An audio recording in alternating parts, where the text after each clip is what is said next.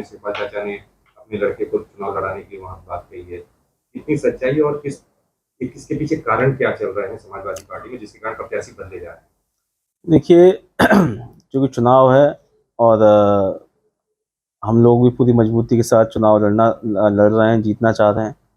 और पार्टी के पास जो भी फीडबैक आता है प्रत्याशी के बारे में, कैंडिडेट के बारे में, उस फीडबैक के आधार पर सभी लोगों से बात करके पार्टी नेतृत्व जो है, शीर्ष नेतृत्व वो फैसला लेता है।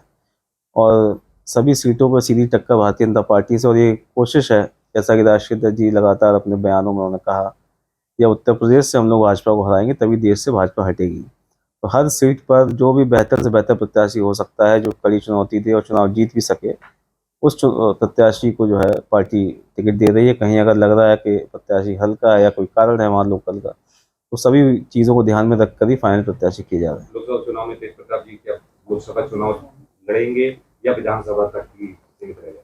देखिए अभी सभी चीज़ों को लेकर चर्चा हो रही है, कहाँ से संभव हो सकता है, कहाँ से नहीं। और बाकी राष्ट्रीय अध्यक्ष जी ने भी घोषणा की थी कि जो भी पार्टी हित के लिए जो बेहतर होगा, अगर उनको लगेगा कहीं चुनाव लड़ने से पार्टी को फ़ायदा है तो निश्चित तौर पर चुनाव लड़ेंगे, और उनको लगता है कहीं किसी और रोल में अगर वो चाहेंगे पार्टी के लिए तो उस रोल में भी काम करेंगे।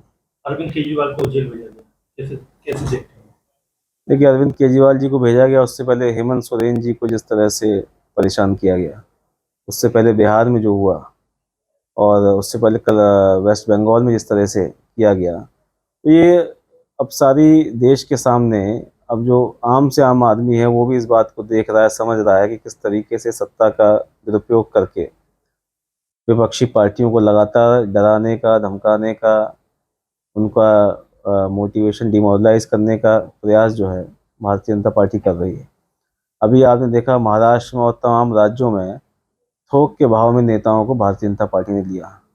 अभी मैं एक बड़े समाचार पत्र की रिपोर्ट पढ़ रहा था, उसमें बताया गया कि जो 25 बड़े नेता जिन्होंने पिछले 2-3 सालों में भारतीय जनता पार्टी ज्वाइन की है, उन 25 नेताओं में से 23 नेताओं के खिलाफ भ्रष्टाचार के केस बंद कर दिए गए।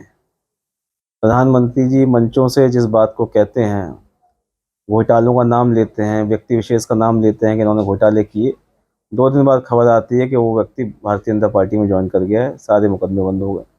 पूरा देश इस बात को जान रहा है जिस तरह की धांधली भारतीय जनता पार्टी कर रही है। चुनाव में 400 पार का नारा जरूर दे रहे हैं, लेकिन इनको भी पता है, इनका जो सर्वे इन्होंने किया, इनको भी पता है सरकार नहीं बनने आ रही है। इसीलिए चाहे कैसा भी नेता, कितना भी उसका भ्रष्टाचारी हो, चाहे मुकदमे हो, चाहे कुछ भी हो, लेकिन ये उसको अपनी पार्टी में लगातार ले रहे हैं।